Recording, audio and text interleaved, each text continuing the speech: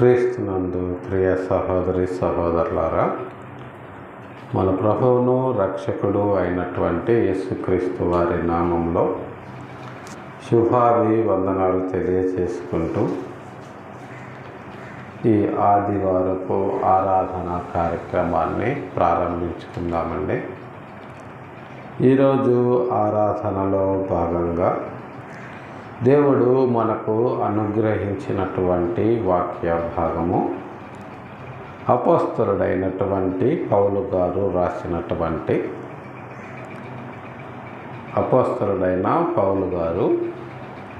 కొరింథీ సంఘానికి రాసినటువంటి 2వ పత్రిక 3వ అధ్యాయము 4వ వచనము నుండి 18వ వచనము వరకు ఈరోజు మనము ధ్యానిద్దాం. అపోస్తలుడైనటువంటి పౌలు గారు కొరింథీలకు రాసిన 2వ పత్రిక 3వ అధ్యాయము 4 నుంచి 18 వరకు. క్రీస్తు ద్వారా దేవుని ఎడల మాకిట్టి నమ్మకము కలదు. మా వలన ఏదైనా అయినట్లుగా ఆలోచించుటకు మా అంతటా మేమే సమర్థులము కాదు. మా సామర్థ్యము దేవుని వలనే కలిగి ఉన్నది. ఆయనే మమ్మును క్రొత్త నిబంధనకు అనగా అక్షరమునకు కాదు కానీ ఆత్మకే పరిచారకులగుటకు మాకు సామర్థ్యమును కలిగించి ఉన్నాడు.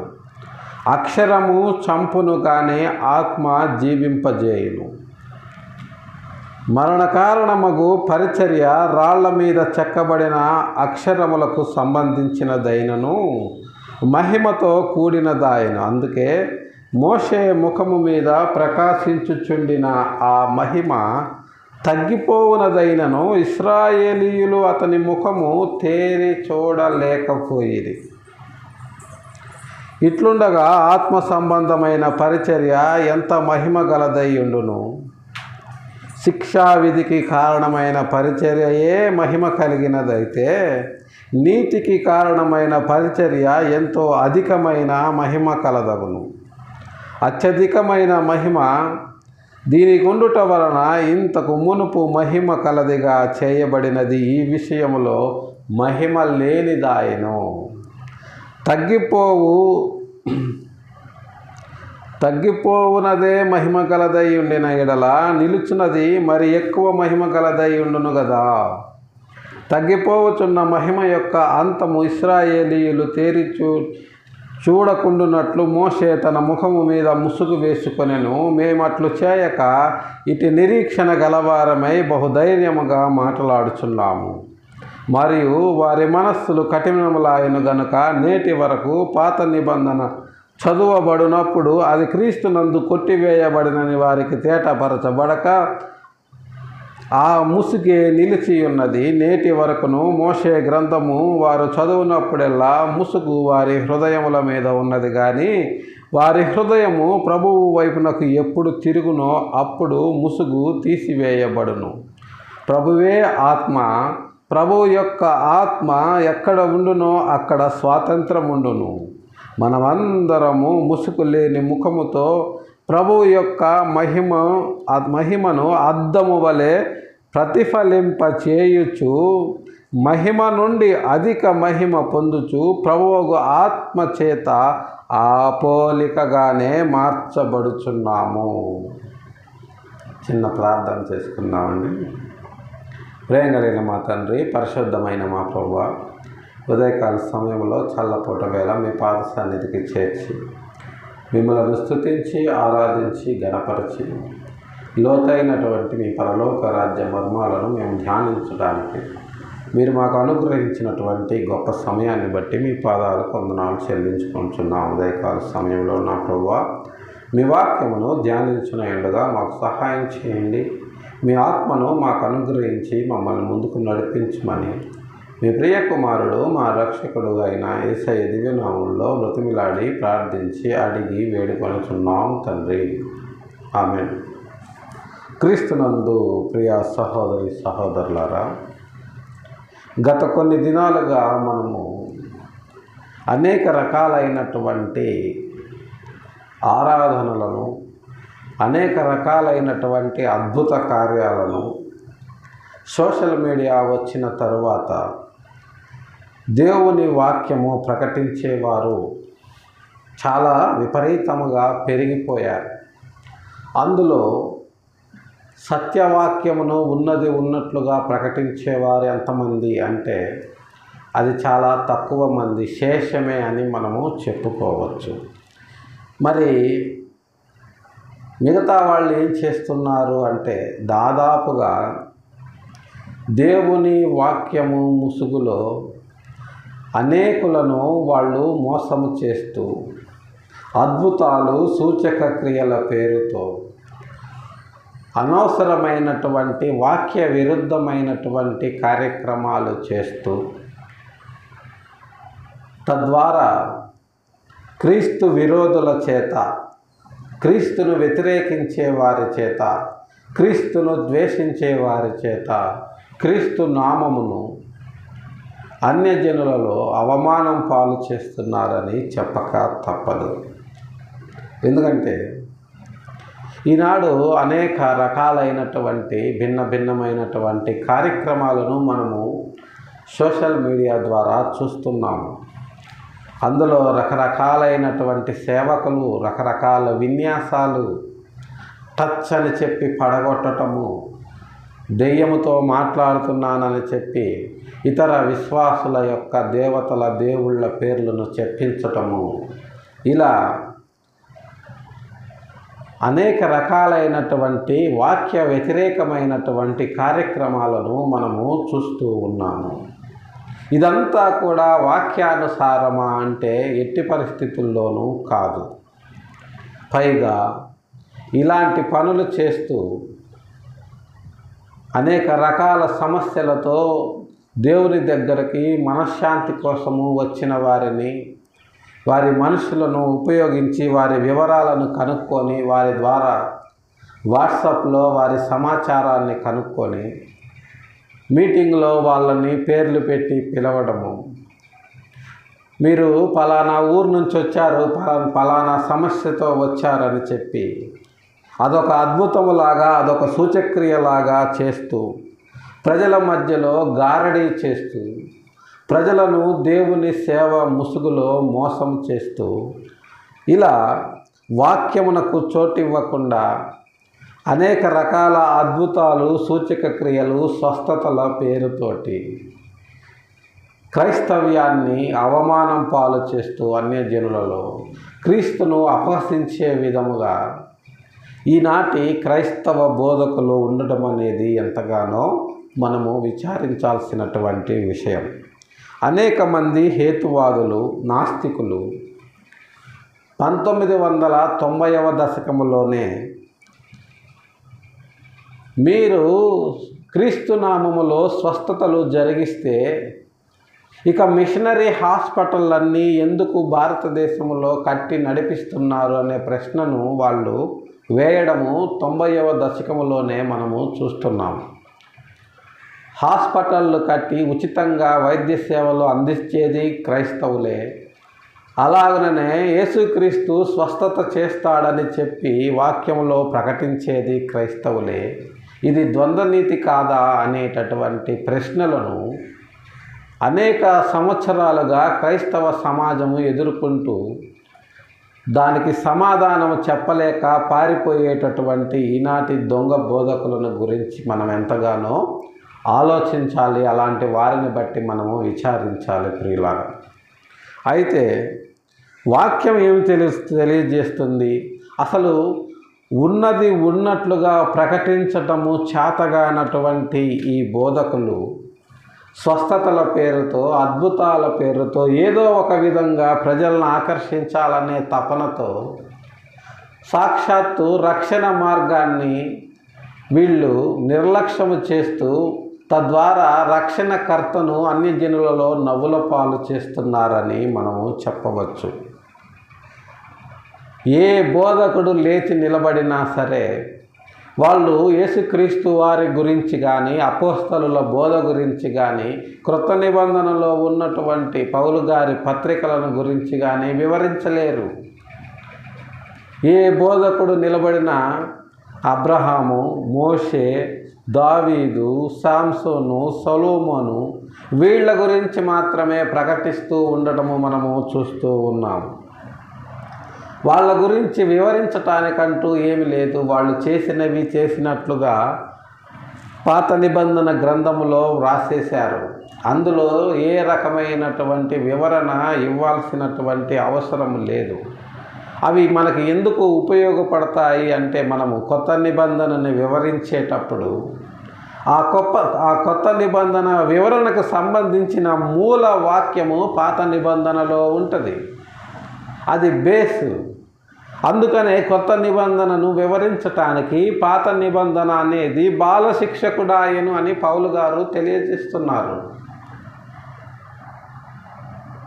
అయితే ఈనాటి బోధకులు కేవలము అద్భుతాలు, సూచక క్రియల మీద ఆధారపడుతూ వాక్యము చెప్పి ప్రజలను ఆకర్షించలేక, దానికి కారణము వాక్యము తెలియక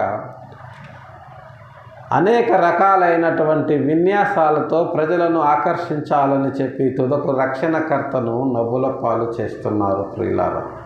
కానీ వాక్యం ఏమి చెబుతుంది అని మనము లోతుల్లోకి వెళ్ళి పరిశీలించినప్పుడు పౌలు గారు ఇలా తెలియజేస్తున్నారు. క్రీస్తు ద్వారా దేవుని ఎడల మాకిట్టి నమ్మకము కలదు. మా వలన ఏదైనా అయినట్లుగా ఆలోచించుటకు మా అంతట మేము సమర్థులము కాదు. మా సామర్థ్యము దేవుని వలననే కలిగి ఉన్నది. వీళ్ళు ఇప్పుడు ఏదైతే అద్భుతాలు, సూచక క్రియలని ప్రజల మధ్యలో గారడీ చేస్తున్నారో, ఆనాటి ఆదిమ అపోస్తలులు వాళ్ళు అద్భుతాలు, సూచక క్రియలు నిజంగా చేశారు. పేతురు, యోహానులు దేవాలయంలో పుట్టుకతో కుంటివాడైనటువంటి ఆ వ్యక్తిని లేపి నడిపించారు. కానీ అలాంటి స్వస్థతలు ఈనాడు జరగటం లేదు. ఈనాడు జరిగే స్వస్థతలన్నీ కడుపులో ఉన్నటువంటి సమస్యలు, మెదడులో ఉన్నటువంటి సమస్యలు. అవి ఎవరికి కనపడవు, వినపడవు. అంతకుముందు సమస్య ఉంది, ఇప్పుడు అయ్యగారు ప్రార్థన చేయగానే సమస్య పోయిందని వాడు చెప్తాడు. సమస్య ఉన్నది తెలియదు, పోయింది తెలియదు, లేదా అలా చెప్పమని అతను చెప్పించాడో కూడా తెలియదు. స్వస్థత అంటే బహిరంగంగా జరగాలి, రహస్యములో ఏది జరగదు. ఎందుకంటే మన దేవుడు ఏది కూడా రహస్యముగా చేసేవాడు కాదు, చెప్పేవాడు కాదు. ఆయన అన్నీ బహిరంగానే చేశాడు. రహస్యం ఏది ఉంచుకోకుండా అంతా ప్రకటించాడు. ఆయనే చెప్పాడు, రహస్యమైనది ఏది ఉండదు, రహస్యం ఏదైనా సరే బయలుపరచబడకపోదు. కాబట్టి మీరేం వింటున్నారో మీరు జాగ్రత్తగా చూసుకోండి అని ఆయనే స్వయంగా చెప్పాడు. కాబట్టి మన దేవుడు ఏ పని కూడా, ఏ మాట కూడా రహస్యంలో చెప్పేవాడు కాదు. అన్నీ కూడా ఆయన ఓపెన్గా చెప్పాడు, ఓపెన్గా అందరి ముందే ఆయన చేశాడు. కానీ వీళ్ళు అలా చేయటం లేదు అంటే ఇది వాక్య విరుద్ధమైనటువంటి పని అని మనకు అర్థం అవ్వాలి ప్రియులారా. వాళ్ళు బహిరంగ స్వస్థతలు చేసి, వాళ్ళు నిజముగా దేవుని యొక్క గొప్ప కార్యములను ప్రజల మధ్యలో బహిరంగముగా జరిగించి గొప్ప మహిమ గలవారుగా వాళ్ళు ఆనాడు పేరు పొందినప్పటికీ పౌలు గారు ఏమని తెలియజేస్తున్నారంటే, క్రీస్తు ద్వారా దేవుని ఎడల మాకిట్టి నమ్మకం కలదు. మేమెన్నో గొప్ప కార్యాలు చేశాము, మేమెన్నో సూచక క్రియలు చేశాము, అయినా సరే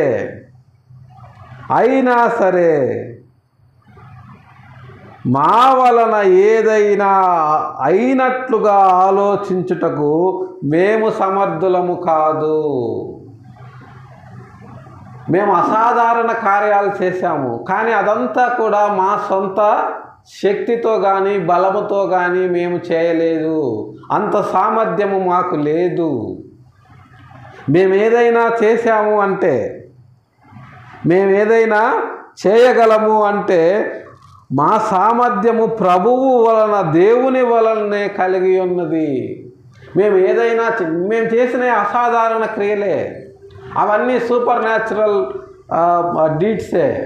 అయినా సరే అది మా సామర్థ్యము కాదు. పుట్టుకతో కుంటివాడికి కాళ్ళు ఇవ్వడం అనేది చిన్న విషయం కాదండి. ఆ తరువాత పేతురు గారు ఎన్నో సూచక క్రియలు చేశారు. పౌలు గారు ఎన్నో సూచక క్రియలు చేశారు. పౌలు గారి వస్త్రపు చెంగు ముట్టుకుంటేనే రోగులు స్వస్థత పడ్డారు. ఎన్నోసార్లు విషసర్పాలు పౌలు గారిని కరిచాయి, అయినా సరే ఆయనకేమీ కాలేదు. ఇలా ఎన్నో గొప్ప సూచక క్రియలు వాళ్ళు చేశారు. అయినా సరే వాళ్ళు ఏం చెబుతున్నారు? ఇది మా సామర్థ్యము కాదు అని వాళ్ళు చెప్తున్నారు.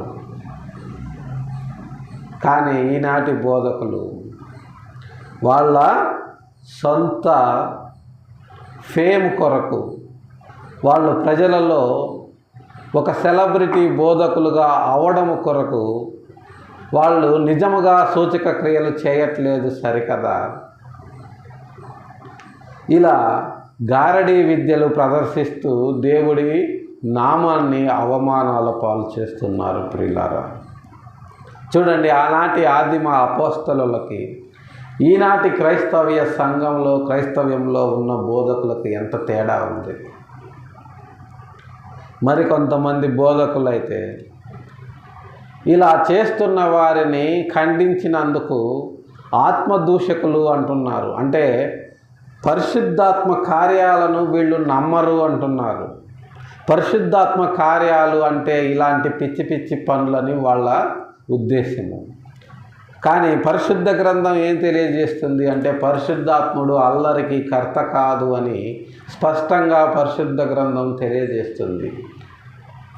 పరిశుద్ధ ఆత్మ కార్యాలు ఏమిటి అంటే, పరిశుద్ధాత్మ ఏం చేస్తుంది అంటే, ఒక వ్యక్తి నిలబడినప్పుడు ఆ వ్యక్తికి రక్షణార్థమైన వాక్యము ప్రకటించే వాక్కును పరిశుద్ధాత్మ అనుగ్రహిస్తుంది.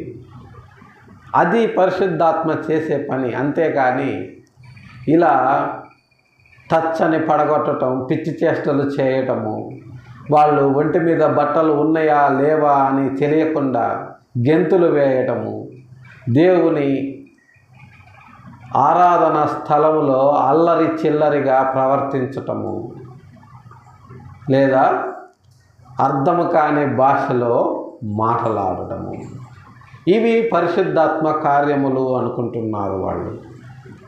పరిశుద్ధాత్ముడు అంటే ఎదుటివారి యొక్క హృదయాన్ని తాకే విధంగా దేవుని వాక్యాన్ని ప్రకటించే వాక్కును ఇవ్వడము పరిశుద్ధాత్మ కార్యము. ప్రియులారా, అది చేతగానటువంటి అనేక మంది బోధకులు ఈనాడు పరిశుద్ధాత్మ పేరుతో అల్లరి పనులు చేయటము, ఆటవికమైన పనులు చేయటము మనము చూస్తూ ఉన్నాము. చూడండి, పరిశుద్ధాత్మ ద్వారా గొప్ప కార్యములు చేసినటువంటి అపోస్తలులు సైతము అది మా సామర్థ్యము కాదని చెబుతుంటే, వీళ్ళు అది వీళ్ళ సొంత సామర్థ్యములాగా వీళ్లకు వీళ్ళే సోషల్ మీడియాలో లేదా వాళ్ళు నియమించుకున్నటువంటి వ్యక్తుల ద్వారా వీళ్లకు వీళ్ళే అనేక రకాల ప్రచారాలు చేసుకుంటూ ఉన్నారు.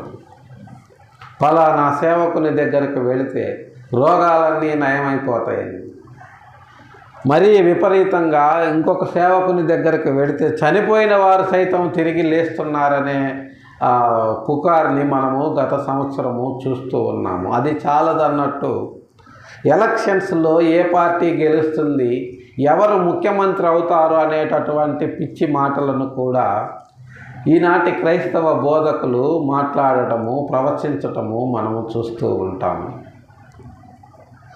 అంటే దానికి సంబంధించి వాళ్ళకున్నటువంటి ఆర్థిక రాజకీయ కారణాలు ఉండుండొచ్చు. కానీ వాళ్ళు ఆర్థికంగా లబ్ధి పొందడం కోసం, రాజకీయంగా లబ్ధి పొందడం కోసము దేవుని నామాన్ని వాడుకోవడం అనేది ఎంతవరకు సమంజసం అనేది పరిశుద్ధ గ్రంథాన్ని బట్టి వాళ్ళు ప్రశ్నించుకోవాలి.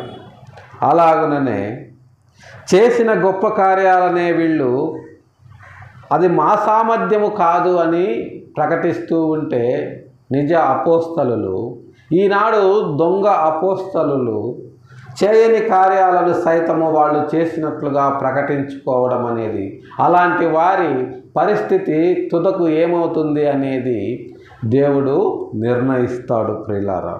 అయితే మనము పాఠంలో ముందుకు వెడితే, ఆయనే మమ్మును క్రొత్త నిబంధనకు అనగా అక్షరమునకు కాదు కానీ ఆత్మకే పరిచారకులవుటకు మాకు సామర్థ్యము కలిగించి ఉన్నాడు. మాకు కొత్త నిబంధనని ఇచ్చాడు. ఆ కొత్త నిబంధననే మేము ప్రకటిస్తూ ఉన్నాము. ఆ కొత్త నిబంధనతోటే మేము అద్భుతాలను చేయగలుగుతున్నాము. ఆ క్రొత్త నిబంధనను ప్రకటించటానికే మేము ఈ అద్భుతాలను చేయగలుగుతున్నాము. ఆ కొత్త నిబంధనను ప్రకటించటానికే దేవుడు ఈ సామర్థ్యాన్ని మాకు ఇచ్చాడు అని పౌలు గారు ప్రకటిస్తూ ఉన్నారు ప్రియులారా. ఆయనే మమ్మును కొత్త నిబంధనకు అనగా అక్షరమునకు కాదు కానీ ఆత్మకే పరిచారకులవుటకు మాకు సామర్థ్యము కలిగించి ఉన్నాడు. అక్షరానికి మమ్మల్ని పరిచారకుల్ని ఆయన చేయలేదు. అక్షరానికి పరిచారం చేసిన వాళ్ళు అయిపోయారు. అక్షరానికి పరిచారం చేసిన వాళ్ళు అంటే మోషే గారు మొదలుకొని ప్రవక్తలందరూ కూడా అక్షరానికి పరిచారం చేసిన వాళ్ళే. ధర్మశాస్త్రానికి వారు పరిచారం చేసిన వాళ్ళు. కానీ ధర్మశాస్త్రం అనేది క్రీస్తులో కొట్టివేయబడింది. కాబట్టి క్రీస్తే జీవింపచేసే ఆత్మ అని ఇదే పౌలు గారు 1 కొరింథీయులకు రాసిన పత్రిక 15వ అధ్యాయంలో మనకు తెలియచేశారు. ఆ జీవింపజేసే ఆత్మకు మమ్మల్ని పరిచారకులుగా చేశాడు అని పౌలు గారు తెలియచేస్తున్నారు ప్రియులారా. చూడండి, ఆత్మకే ఆయన మమ్మలను పరిచారకులు చేయుటకు మాకు ఈ సామర్థ్యాన్ని అనుగ్రహించున్నాడు. అక్షరము చంపును కానీ ఆత్మ జీవింపచేయును. అక్షరము చంపేస్తుంది. ధర్మశాస్త్రం అనేది చంపేస్తుంది మనిషిని. ధర్మశాస్త్రంలో ఉన్న ఆజ్ఞలు ఏ ఒక్కటి తప్పిపోయినా మిగతా ఆజ్ఞలన్నిటిలో అతను అపరాధి అవుతాడు. కాబట్టి అక్షరం అనేది ఉరిగా ఉంటుంది. చూడండి, ఈనాడు కూడా అక్షరం అనేది మనిషిని చంపివేస్తుంది అని మనము చెప్పవచ్చు. కోర్టుల్లో అనేక రకాలైనటువంటి కరుడు కట్టిన హంతకులకు, ఉగ్రవాదులకు మరణశిక్షను విధిస్తారు. ఆ మరణశిక్షను ఎలా విధిస్తారు అంటే, న్యాయాధిపతి గారు తీర్పును రాస్తారు. నీ మీద నాకు వ్యక్తిగతమైనటువంటి ద్వేషము కానీ కోపము కానీ లేదు. నువ్వు చేసినటువంటి నేరానికి చట్ట ప్రకారము నీకు ఈ శిక్షను విధిస్తున్నాను అని ఆయన అక్షరాలతో రాస్తారు. ఆ రాసిన దానిని మిగతా చట్టాన్ని కాపాడేవారు, చట్టానికి ప్రతినిధులైన వారు దానిని అమలుపరుస్తారు. ఈ రకంగా కూడా అక్షరము మనిషిని చంపివేస్తుంది. ఈ చట్టాలన్నిటికీ మూలమైనటువంటి చట్టము, ఆది చట్టము ధర్మశాస్త్రము. ఈ ధర్మశాస్త్రము కూడా అక్షరమే. ఈ అక్షరము కూడా మనిషిని చంపివేస్తుంది. ఎలాగా అంటే, ఆజ్ఞలన్నీ పాటించి ఒక్క ఆజ్ఞలో తప్పిపోయినా సరే మిగతా ఆజ్ఞలన్నింటిలో కూడా అతను అపరాధి అవుతాడు. తద్వారా అక్షరము ద్వారా అతను చంపబడతాడు. కానీ ఆత్మ అలా కాదు. ఆత్మ జీవింపచేస్తుంది, ఆత్మ బ్రతికిస్తుంది, ఆత్మ క్షమిస్తుంది, ఆత్మ త్యాగం చేస్తుంది. అదే విషయాన్ని పౌలు గారు తెలియజేస్తున్నారు ప్రియులారా. ఆత్మ జీవింపచేస్తుంది. మరణకర్మకు పరిచర్య రాళ్ల మీద చెక్కబడిన అక్షరములకు సంబంధించినదై మహిమతో కూడినదాయెను. అందుకే మోషే ముఖము మీద ప్రకాశించుచుండిన ఆ మహిమ తగ్గిపోవునదైనను ఇశ్రాయేలీయులు అతని ముఖము తేరి చూడలేకపోయిరి. అట్లుండగా ఆత్మ సంబంధమైన పరిచర్య ఎంత మహిమ గలదయ్యుండును. స్పష్టంగా తెలియజేస్తున్నారు ప్రియులారా పౌలు గారు. ఆయన పరిసయ్యుడు. ధర్మశాస్త్రం మీద ఆయనకు చాలా బాగా పట్టుంది. ధర్మశాస్త్రంలో ఆయన పండితుడు. అందుకని అనర్గళంగా ఆయన ధర్మశాస్త్రం గురించి మాట్లాడుతున్నారు. కొరింథీ సంఘములో ఏమని మాట్లాడుతున్నారో చూడండి. మరణకరమగు పరిచర్య రాళ్ల మీద చెక్కబడిన అక్షరములకు సంబంధించినదై. ఈ రాళ్ల మీద చెక్కబడిన అక్షరాలు మోషే గారికి సీనాయి పర్వతం మీద దేవుడు ఇచ్చాడు. అది మరణకరమైనది. అది మరణకరమగు పరిచర్య రాళ్ల మీద చెక్కబడినదైనను అది మహిమతో కూడిపోయింది. అది మహిమతో కూడింది. ఆ మహిమ తాత్కాలికమే, శాశ్వతమైన మహిమ కాదు. అది తగ్గిపోయే మహిమే. అయినా సరే ఇశ్రాయేలీయులు మోషే ముఖమును చూడలేకపోయారు. ఆయన ముఖాన్ని చూడటానికి వెరచారు వాళ్ళు. అంత మహిమ గలదై ఉన్నది అది. కానీ ఆ మహిమ తాత్కాలికమే, అది శాశ్వతమైన మహిమ కాదు. తాత్కాలికమైన తగ్గిపోవునట్టి మహిమే అంత గొప్పదైతే, ఇట్లుండగా ఆత్మ సంబంధమైన పరిచర్య మరి ఎంత మహిమ గలదయ్యుండును. మరణకరమైన పరిచర్యే అంత గొప్పదైతే, చంపేసే అక్షరానికి సంబంధించిన పరిచర్య అంత గొప్పదైతే, మరి జీవింపజేసే పరిచర్య ఇంకెంత గొప్పగా ఉండాలి.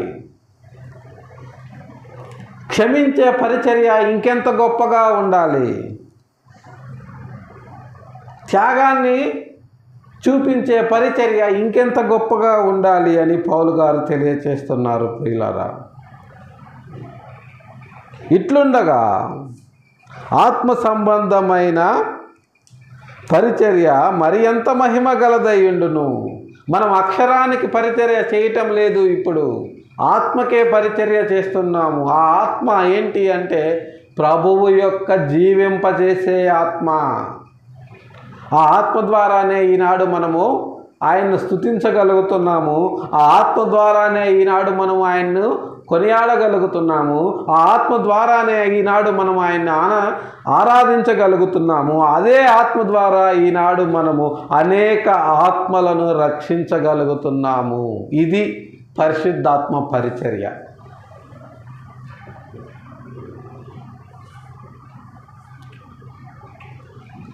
శిక్షావిధికి కారణమైన పరిచర్యే మహిమ కలదైతే, నీతికి కారణమైన పరిచర్య ఎంత అధికమైన మహిమ కలదయ్యుండును.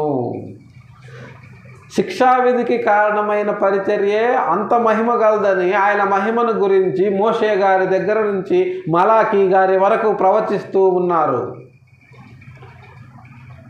అది శిక్షావిధికి కారణమయ్యే అక్షర సంబంధమైన పరిచర్య. కానీ మనము చేసే పరిచర్య అది కాదు. మనము చేసే పరిచర్య నీతి కారణమైన పరిచర్య, క్షమానికి కారణమైన పరిచర్య, త్యాగానికి కారణమైన పరిచర్య. అది ఎంత మహిమ, అది అత్యధిక మహిమ కలదై ఉంటుంది. అత్యధికమైన మహిమ దీనికి ఉండటం వలన ఇంతకు మునుపు మహిమ కలదిగా చేయబడినది ఈ విషయంలో మహిమ లేనిదాయేను. ఇది దానికంటే 100 రెట్లు ఎక్కువ మహిమ కలదిగా చేయబడింది. దానికంటే 100 రెట్లు ఎక్కువ నీతియుక్తమైనదిగా చేయబడింది. ఎందుకంటే ప్రియులారా, ధర్మశాస్త్రం అనే దాన్ని దేవుడు దేవదూతల చేత ఏర్పరిచారు. దేవదూతలు ఎవరు అంటే, దేవదూతలు కేవలము సేవకులు మాత్రమే, కానీ వారసులు కారు. చూడండి, ఒక వాహనము మనము కొనుక్కున్నప్పుడు దాన్ని మనము నడిపేటప్పుడు మన సొంత వాహనము కాబట్టి మనము దాన్ని చాలా జాగ్రత్తగా నడుపుతాం. ఎందుకంటే ఆ వాహనానికి మనము సొంతంగా హక్కుదారులము. కాబట్టి ఆ వాహనం ఎక్కడా కూడా దెబ్బతినకుండా, ఎక్కడా కూడా యాక్సిడెంట్లు అవ్వకుండా జాగ్రత్తగా అన్ని రూల్స్ను పాటిస్తూ దాన్ని నడుపుతాము. కానీ అదే వాహనము మనము కాకుండా ఒక డ్రైవర్ని కానీ లేదా వేరే సేవకుడిని కానీ మనము పెట్టుకొని అతని చేతికి ఇచ్చినప్పుడు అతను నడిపే విధానంలో తేడా ఉంటుంది. మనం నడిపినంత జాగ్రత్తగా అతను నడపడు. ఎందుకంటే అతను సేవకుడు మాత్రమే కానీ దానికి హక్కుదారుడు, వారసుడు కాదు. ఇక్కడ ధర్మశాస్త్రం విషయంలో కూడా అదే జరిగింది. ధర్మశాస్త్రాన్ని దేవదూతలు ఇచ్చారు, కానీ దేవదూతలు ధర్మశాస్త్రాన్ని వాళ్ళు పాటించలేదు. అలాగని దాన్ని ఏ ఒక్క ఆజ్ఞను పాటించినా సరే, మీరు ఏ ఒక్క ఆజ్ఞలో తప్పిపోయినా సరే మీరు మిగతా ఆజ్ఞలన్నింటిలో అపరాధులు అవుతారు అన్న విషయాన్ని కూడా వాళ్ళు మనుషులకు చాలా జాగ్రత్తగా ధర్మశాస్త్రము విషయంలో మీరు ఉండాలి అన్న కఠినమైన నిబంధనలు వాళ్ళు విధించలేదు. ధర్మశాస్త్రాన్ని మీరితే వాళ్ళు మీదబడి చంపేశారు, కానీ ధర్మశాస్త్రాన్ని మీరకుండా మనిషి ఎలా జీవించాలి అన్న విషయాన్ని దేవదూతలు మనుషులకు ప్రకటించలేదు. అందువలన ధర్మశాస్త్రం అనేది ఎక్కువగా దుర్వినియోగమైంది. అది ఎలా దుర్వినియోగమైంది అంటే, ఈ శాస్త్రులు, పరిసయ్యులు, ధర్మశాస్త్రోపదేశకులు ఎదుటి వాళ్లకు చెప్పటానికే ధర్మశాస్త్రాన్ని వినియోగించుకున్నారు, కానీ వాళ్ళ జీవితాల్లో వాళ్ళ జీవితాలకి దానిని అన్వయించుకొని జీవించలేదు ప్రియులారా. ఎందుకంటే సేవకులకి, వారసులకి తేడా ఇలా ఉంటుంది. సేవకుడు ఏం చేస్తాడంటే ఇచ్చిన దాన్ని తీసుకొచ్చి చేయి మార్చి ఇచ్చేస్తాడు, కానీ దానికి సంబంధించిన యూజర్ మాన్యువల్ని పూర్తిగా వివరించడు. కానీ యేసుక్రీస్తు వారు అలా కాదు. ఆయన సాక్షాత్తు వారసుడు. ఆయన సాక్షాత్తు వారసుడు కాబట్టి ధర్మశాస్త్రాన్ని ఏ ఒక్క ఆజ్ఞ తప్పిపోకుండా పూర్తిగా నెరవేర్చాడు. అది ఆయన బాధ్యత అనుకున్నాడు. ఎందుకంటే ఆయన వారసుడు. ఆ వారసత్వాన్ని మనకందరికీ ఆయన ఇవ్వాలి. మనము ధర్మశాస్త్ర దరిదాపులకు కూడా పోయే పరిస్థితుల్లో లేము. ఎందుకంటే మన అపరాధముల చేత, మన పాపముల చేత మనము చచ్చిన వారమై ఉన్నాము.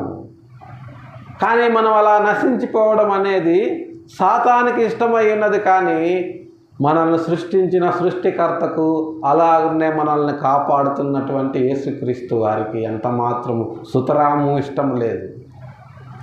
కాబట్టి ఆయన తమ్ముళ్ళని ఆయన రక్షించుకోవాలి. ఆయన తమ్ముళ్ళని ఆయన రక్షించుకోవాలి అంటే ధర్మశాస్త్రాన్ని ఆయన నెరవేర్చాలి. కాబట్టి ఆయన శరీరధారి అయి భూమి మీదకి దిగి వచ్చాడు. రక్త తర్పణ చేసి ఆ రక్తములో మన పాప పరిహారార్థ బలిగా ఆయన మారాడు ప్రియులారా. మొన్న ఈ మధ్య ఒక వీడియో చూశాను. యేసుక్రీస్తు చేతగాని వాడిగా చనిపోయాడని ఒక అన్యుడు మాట్లాడుతున్నాడు. అతని మాటలు వింటే నాకు నవ్వు వచ్చింది. చేతగాని వాడిగా చనిపోయాడంట. అంటే ఎదురు తిరిగి వాళ్ళ మీద దాడి చేసే శక్తి లేక చనిపోయాడు ఆయన. అలాంటి వాడు దేవుడు ఎలా అయ్యాడు అని మాట్లాడుతున్నాడు ఆయన బుద్ధి లేకుండా. ఆయన ఎందుకు చనిపోయాడనేది మనకు తెలుసు. పరిశుద్ధ గ్రంథము క్షుణ్ణంగా చదివితే ఆయన ఎందుకు చనిపోవాల్సి వచ్చింది అనేది మనకు తెలుసు. ఆయన చనిపోతేనే మనకు రక్షణ అన్న విషయం మనకు తెలుసు. ఆయన చనిపోతేనే భూమి మీద ఉండే సర్వమానవాళి బ్రతికింపబడుతుంది అన్న విషయము మనకు తెలుసు. అదే విషయాన్ని పౌలు గారు తెలియచేస్తున్నారు ప్రియులారా. అక్షరము చంపును కానీ ఆత్మ జీవింపజేయును. వాళ్ళు చంపింది శరీరాన్నే కానీ ఆత్మను కాదు. యేసుక్రీస్తు ఆత్మను టచ్ చేసే శక్తి ఈ భూమి మీద ఎవరికి ఉంది? ఎవరికీ లేదు. పిలాతు ఎదురుగా నిలబడి, ఎవరయ్యా నువ్వు, ఇంత గొడవ జరుగుతుంది నీ వల్ల అని పిలాతు ప్రశ్నిస్తే, యూదుల రాజువా నువ్వు అని అడిగితే, ఎస్ నువ్వు ఉన్నట్టు యూదుల రాజునే అని ఆయన పిలాతు ఎదురుగా మాట్లాడాడు ప్రియులారా. ఒక అండర్ ట్రయల్ ఖైదీ చేతులకి సంకెళ్ళు వేసి నిలబెట్టి ఒక రోమా ప్రభుత్వ సుపీరియర్ గవర్నర్ ఎదురుగా ఆయన్ని నిలబెడితే, నువ్వు యూదుల రాజువా అంటే ఆయన ఎంతో వినయంతో విధేయతతో అవునండి వీళ్ళందరూ నన్ను అలాగే పిలుస్తున్నారు అని అనలేదు. ఎస్, నువ్వు అన్నట్టే నేను రాజుని అన్నారు. అంటే నువ్వు ఒప్పుకుంటున్నావు కదా నేను రాజునని అని పిలాతు గారికి సమాధానం చెప్పాడు. ప్రియులారా,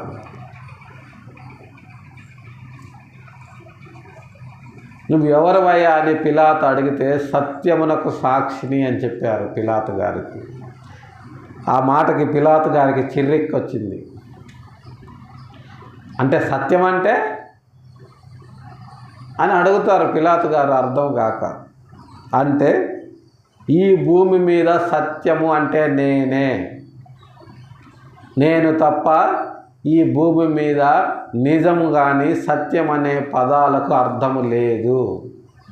నేనుంటేనే సత్యము, నేనే నిత్యము అన్న విషయాన్ని పిలాతుకి యేసుక్రీస్తు వారు తెలియచేశారు. ప్రియులారా, ఒక అండర్ ట్రయల్ ఖైదీ ఒక పెద్ద అధికారి ఎదురుగా నిలబడి ఇలా మాట్లాడతారా?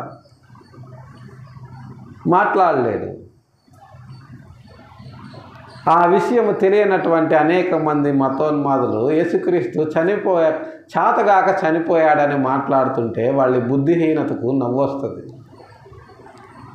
కానీ మన ప్రభువైన యేసు ఆయన జీవింపజేసే ఆత్మ. ఆయన జీవింపజేసే ఆత్మ అవ్వాలి అంటే శరీరంతో ఆయన చనిపోవాలి. శరీరంతో ఆయన చనిపోవాలి అంటే ధర్మశాస్త్రాన్ని ఆయన నెరవేర్చాలి. ఇలా ఒకదానికి ఒకటి లింక్ అయి ఉంటాయి. ప్రియులారా, అలా యేసుక్రీస్తు వారి దగ్గర నుంచి మనము ఒక్కొక్క లింక్ను పట్టుకొని వెళ్తే అది ఆదాము దగ్గరికి వెళ్తుంది. ఆదాము గారి దగ్గర నుంచి ఒక్కొక్క మెట్టు మనం ఎక్కుకుంటూ వస్తే యేసుక్రీస్తు వారి దగ్గరకు వచ్చి ఆగిపోతుంది. యేసుక్రీస్తు వారి దగ్గర నుంచి రక్షణ అనేది విశ్వవ్యాపితం అవుతుంది.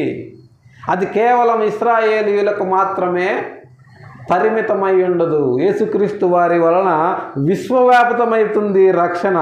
యేసుక్రీస్తు వారి ఆత్మ అనేకమైన ఆత్మలకు రక్షణ మార్గముగా మారుతుంది. ప్రియులారా, ఆ ఆత్మకు సంబంధించిన పరిచర్యే మేము చేస్తున్నాము, కానీ అక్షరానికి సంబంధించిన పరిచర్య మేము చేయడం లేదు అని పౌలు గారు తెలియజేస్తున్నారు. ఆ ఆత్మకు సంబంధించిన పరిచర్య అక్షరానికి సంబంధించిన పరిచర్య కంటే మరి ఎన్నో వందల రెట్లు మహిమగలదై ఉంటుంది. ఈ వివరణ తెలియనటువంటి అనేక మంది బోధకులు ఈనాడు స్వస్థతల పేరుతో క్రైస్తవ్యాన్ని అన్యజనులలో నవ్వుల పాలు చేస్తున్నారు. చూడండి, తగ్గిపోతున్న మహిమ యొక్క అంతము ఇశ్రాయేలీయులు తేరి చూడకుండానట్లు మోషే తన ముఖము మీద ముసుగు వేసుకొనెను. మేమట్లు చేయక ఇటు నిరీక్షణ గలవారమే బహుధైర్యముగా మాట్లాడుతున్నాము. అది తగ్గిపోతుందని తెలిసినా కూడా ఇశ్రాయేలీయులు మోషే ముఖాన్ని చూసి తట్టుకోలేకపోతుంటే మోషే ఆయన తన ముఖం మీద ముసుగు వేసుకున్నారు. ఆయన తన ముఖం మీద ముసుగు వేసుకునే ధర్మశాస్త్రాన్ని వాళ్లకు ప్రకటించాడు. కానీ మేము అలా చేయటం లేదు. మాకు ముసుగు వేసుకోవాల్సిన అవసరం లేదు.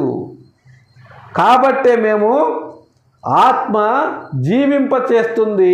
ఆ జీవింపచేసే ఆత్మ యేసుక్రీస్తు వారే అనేటటువంటి ఆ యేసుక్రీస్తు వారి పరిచర్యనే మేము ధైర్యముగా మాట్లాడుతున్నాము.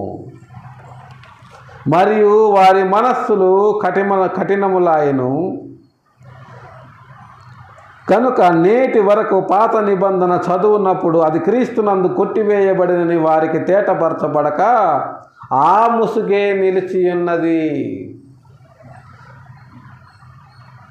మనం ఏం చేయాలి ఇప్పుడు అంటే మనం క్రీస్తును ప్రకటించాలి, ధర్మశాస్త్రాన్ని కాదు.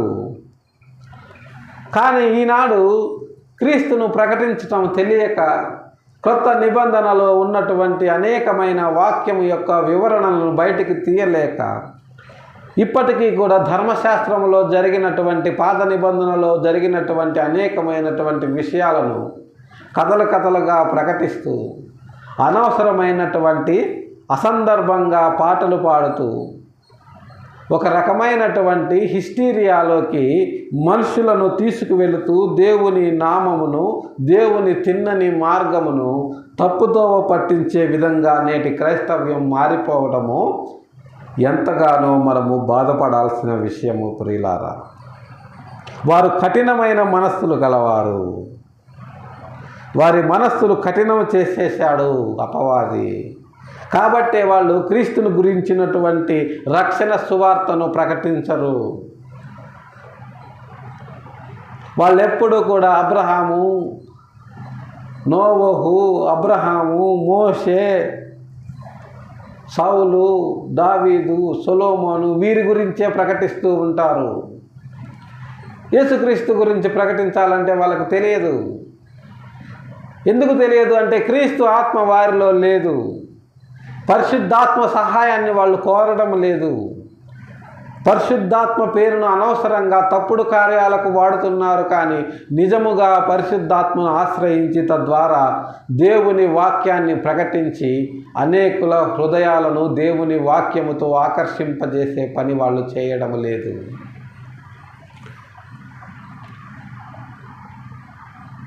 పాత నిబంధన మాట్లాడేటప్పుడల్లా అది క్రీస్తునందు కొట్టివేయబడనని వారికి తేటపరచబడక ఆ ముసుగే నిలిచి ఉన్నది.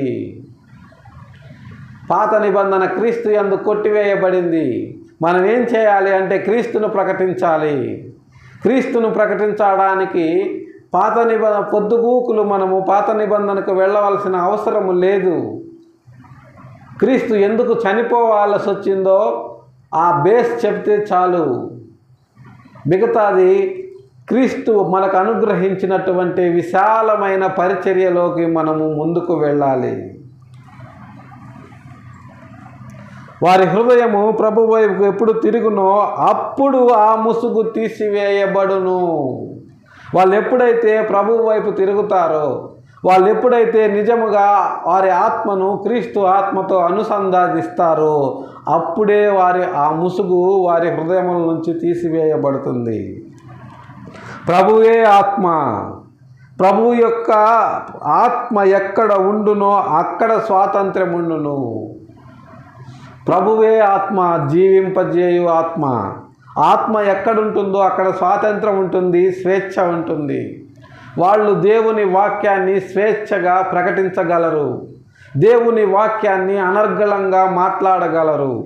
దేవుని వాక్యాన్ని రక్షణార్థమైందిగా ఇతరులకు ప్రకటించగలరు. దేవుని వాక్యము చేతనే మనుషులను ఆకర్షించగలరు. దేవుని వాక్యము చేతనే అనేకుల హృదయాలను వాళ్ళు స్పృశించగలరు. దేవుని వాక్యము చేతనే అనేకమైన ఆత్మలను వాళ్ళు రక్షించగలరు.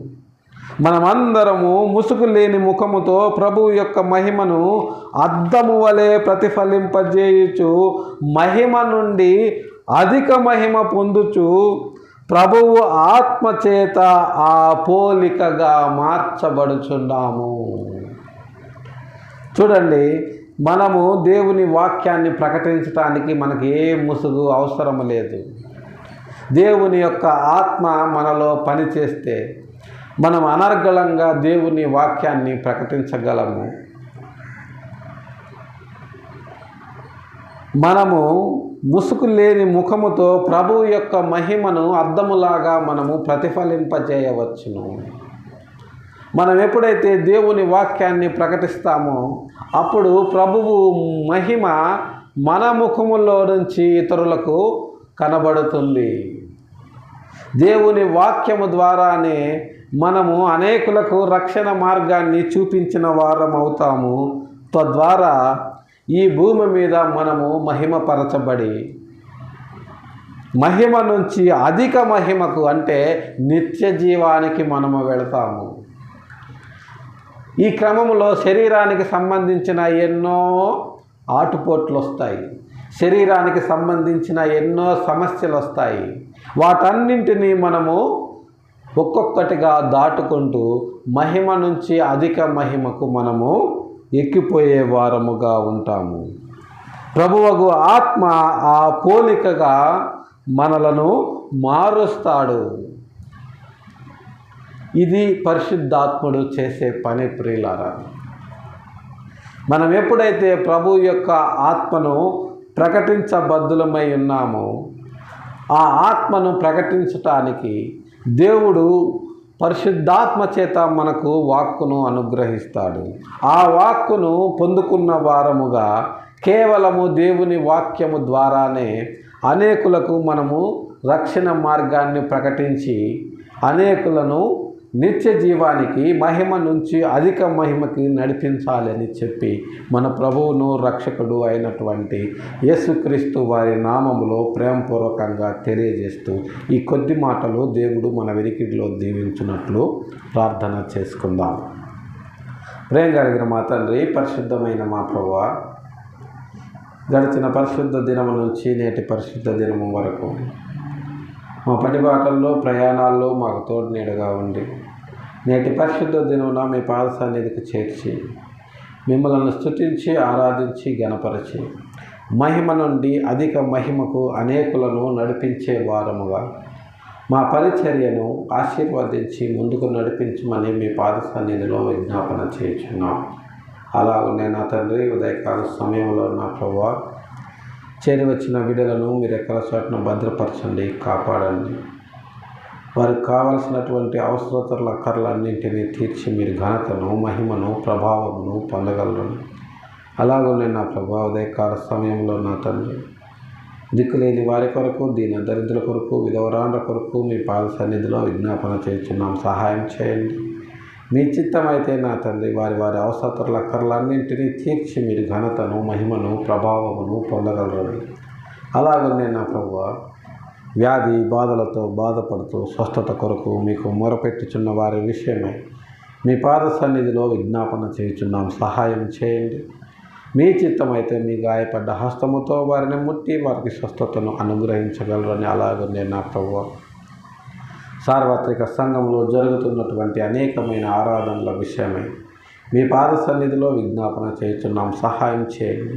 ఈనాడు నా ప్రభువా, అద్భుతాలు, సూచక క్రియలు పేరిట అనేక రకాలైన గారడీ విద్యలు ప్రదర్శిస్తూ మీ నామము పేరుతో అనేకులను మోసము చేస్తూ మీ వాక్యమును నా ప్రభువా ప్రకటించటము చేతగాక అనేక రకాలైనటువంటి అల్లరి చిల్లరి కార్యక్రమాలతో మీ నామాన్ని నా ప్రభు అన్యుల మధ్యలో అవమానాల పాలు చేస్తున్నటువంటి అనేకమైన సేవకుల విషయంలో మీ పాద సన్నిధిలో విజ్ఞాపన చేయుచున్నాము. సహాయం చేయండి.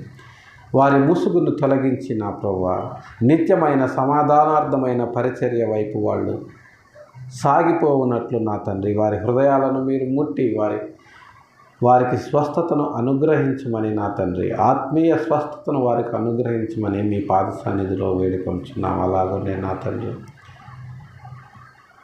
ఈ మధ్యాహ్న కాల సమయంలో నా ప్రభువా, ఇంకా నా తండ్రి, సార్వత్రిక సంఘంలో జరుగుతున్నటువంటి అనేకమైన ఆరాధనల విషయమై మీ పాద సన్నిధిలో విజ్ఞాపన చేయుచున్నాం.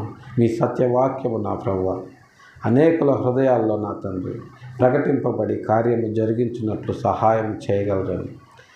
గడిచిన 24 గంటల్లో, గడబో 24 గంటల్లో తెలిసో తెలియకో మీకు ఆయాసకరమైన మార్గం ఏదైనా మా జీవితాల్లో ఉన్న ఎడల దయతో మమ్మల్ని క్షమించి మన్నించగలరని. ఈ మధ్యాహ్నకాల దీవెనతో మమ్మల్ని నింపగలరని. మీ చిత్తమైతే మరి ఒక పరిశుద్ధ దినాన్ని మాకు అనుగ్రహించి మమ్మల్ని ముందుకు నడిపించమని మీ ప్రియకుమారుడు, మా రక్షకుడు అయిన యేసయ్య దివ్యనామంలో బ్రతిమిలాడి ప్రార్థించి అడిగి వేడుకొనుచున్నాము తండ్రి. ఆమేన్.